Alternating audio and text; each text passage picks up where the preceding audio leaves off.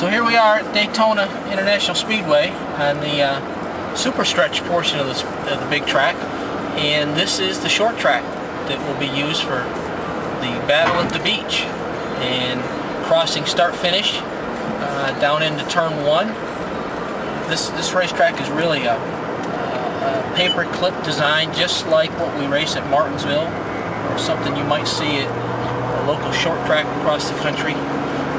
4/10 of a mile, very tight corners, as I said, like Martinsville, with long straightaways compared to the radius of the corner. So it's going to make for some unique racing, very tight corners, but yet horsepower and acceleration are going to be a big part of your overall performance here at this racetrack. Now, unique format for the week's events with our weekly cars, our K&N, and our modified cars. And I think you're going to see probably different grooves for those 3 series based off of the type of racing those cars tend to do on short tracks. A modified car tends to get in the corner much deeper and a little bit more straight approach to a corner, not so much arcing in, and that lends itself to a pass on the outside as you enter the corner. So we're going to go down into turn 1.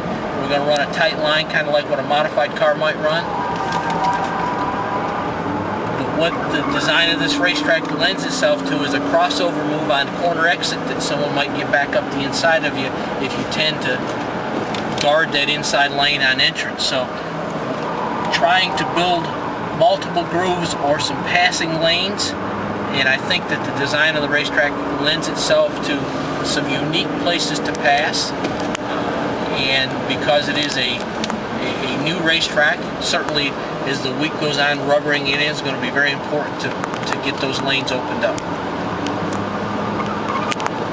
Up the back straightaway now, headed into turn 3. We're going to pick up some speed, start using a little bit more brake, and arc it in here just like a K&N car or a late model stock car is going to do. Accelerating up off of turn 4, headed back towards start finish. As you can tell, the straightaways are quite long compared to the tightness of the corners. Again, arcing it in, getting low at the apex, accelerating up off the corner.